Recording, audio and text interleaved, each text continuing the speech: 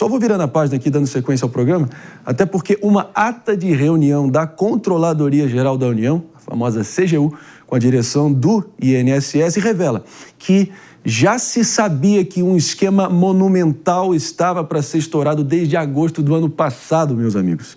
E a informação, claro, foi divulgada pela revista Piauí, talvez a principal revista do país, e que teria tido acesso a esse documento.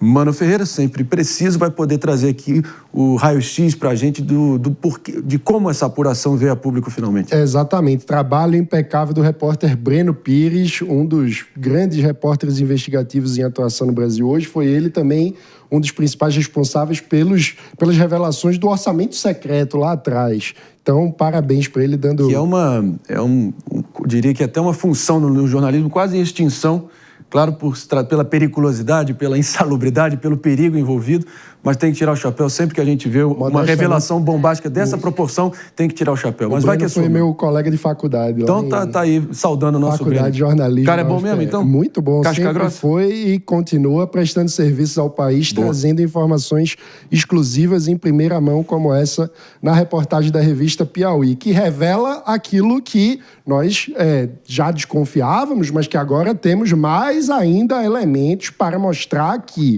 a CGU levou até os responsáveis que estava para estourar esse escândalo. E o que o INSS fez? Nada.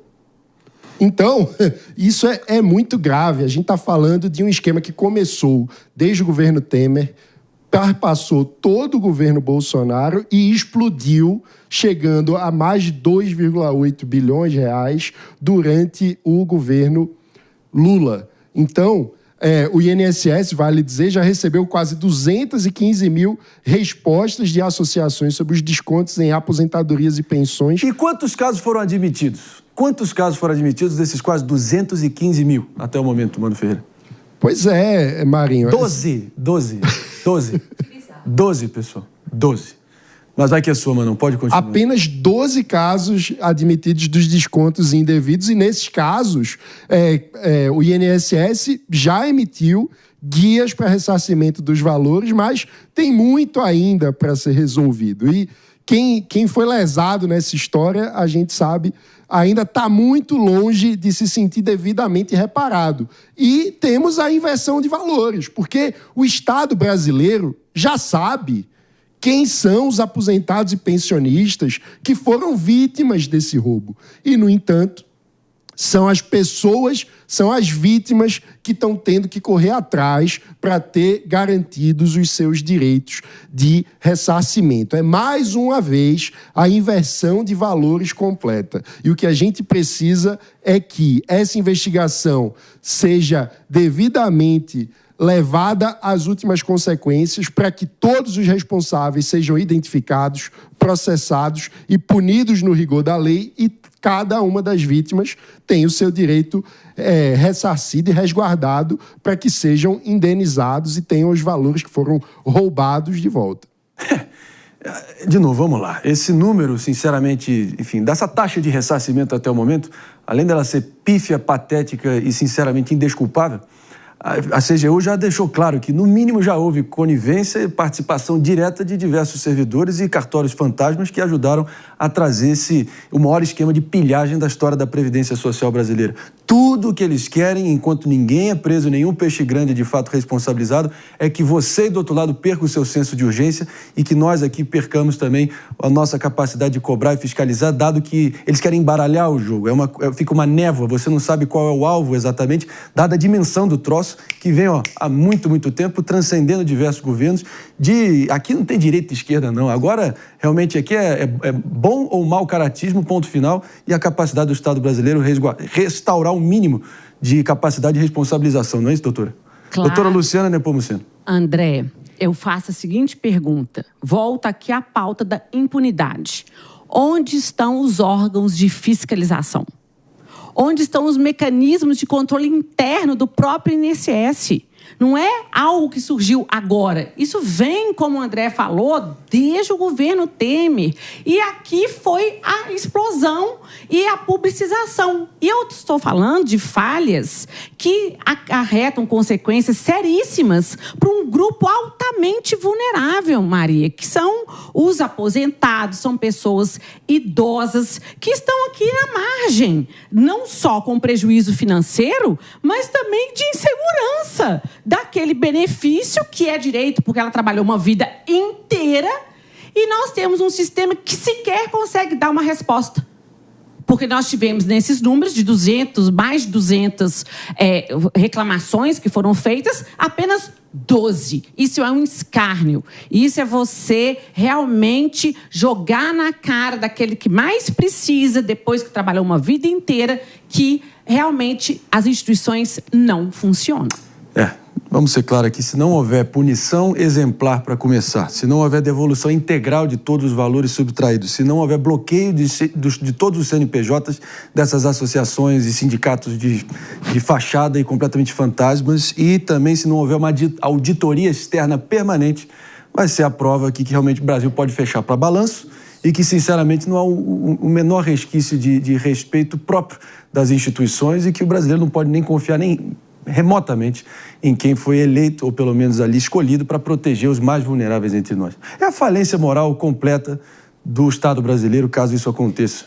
Total. Escancara o quão a corrupção está infiltrada. Desculpa. Você vai falar da corrupção infiltrada e tudo que ela representa, não sei antes, eu fazer um rápido break, tá? Só para quem está nos ouvindo pela rede Jovem Pan de Rádio Morning Show, volta para vocês todos sintonizados já.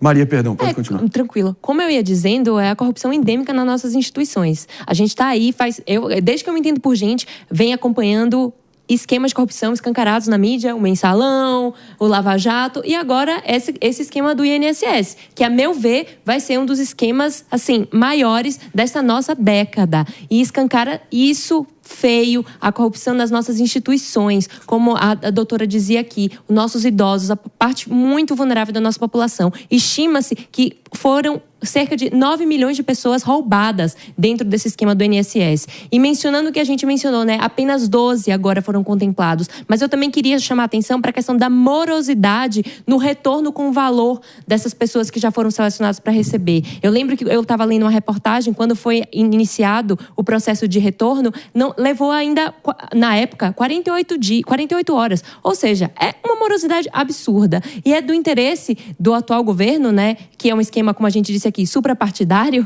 né? Mas é interesse do atual governo manter isso muito longe dos holofotes, porque pode sim respingar numa crise política absurda, porque o que precisa ser feito não foi feito. A resposta precisa ser rápida, ela precisa ser eficiente e tem que ter a investigação.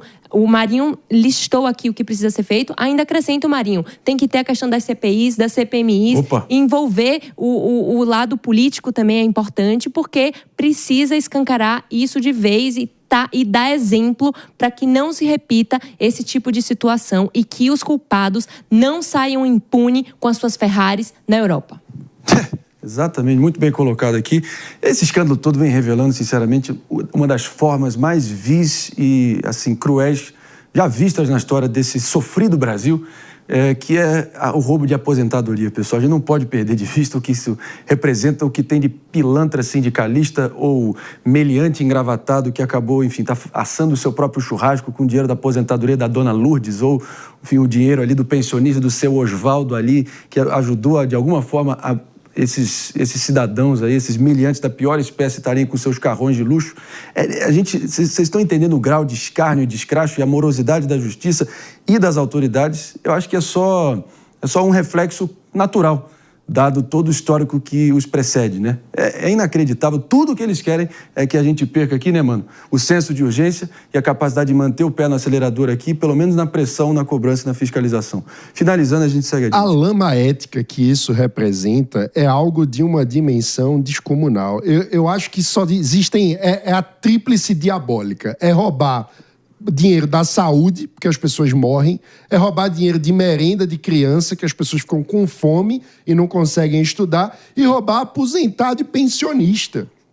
Pessoas que muitas vezes não têm acesso a condições de fiscalizar como que tá, o que é que está sendo ali extraído no seu extrato, naquilo que recebe, que muitas vezes são pessoas que estão sendo guias para a própria família, que já a gente sabe, muitas famílias no Brasil acabam tendo nos avós que estão aposentados o ponto de segurança, com aquela aposentadoria sofrida, que muitas vezes é o que consegue colocar a comida na mesa do filho que está desempregado. Então, o grau de imoralidade, de lama ética que representa esse esquema bilionário de roubo de aposentados e pensionistas é algo que o Brasil não pode assistir de forma passiva. Nós não podemos nos acostumar, está completando 20 anos do Mensalão, Marinho. A gente não pode olhar para trás e achar que tudo vai continuar como sempre foi. A gente tem que voltar a sonhar com um país decente, que recompense quem estuda e quem trabalha e que puna quem rouba. Eu acho que isso é o básico e a gente precisa voltar a poder vislumbrar o sonho de um Brasil onde isso seja possível. Nosso Mano Ferreira aqui, difícil, tem muita gente que não quer, pelo contrário, quer continuar se beneficiando desse pesadelo que eles ajudam a criar. E estamos de volta também para quem está nos ouvindo pela Rede Jovem Pan de Rádio, sintonizados aqui no Corre do Dia a Dia, no carro, no trabalho. E aqui a gente segue, enfim, expondo aqui talvez um dos principais casos, ou, sinceramente, um dos mais indesculpáveis casos de exploração do povo brasileiro, desse ciclo infernal de roubo de aposentadoria. A justiça e as autoridades e a passo de caga do manco, como diria Ciro Gomes, enfim, tentando ressarcir, trazer o mínimo de respostas, 214 mil, enfim, pedidos já, ou pelo menos questionamentos, apenas 12 foram atendidos. É quase um time de futebol com direito ao técnico. Olha só a insanidade que a gente está diante.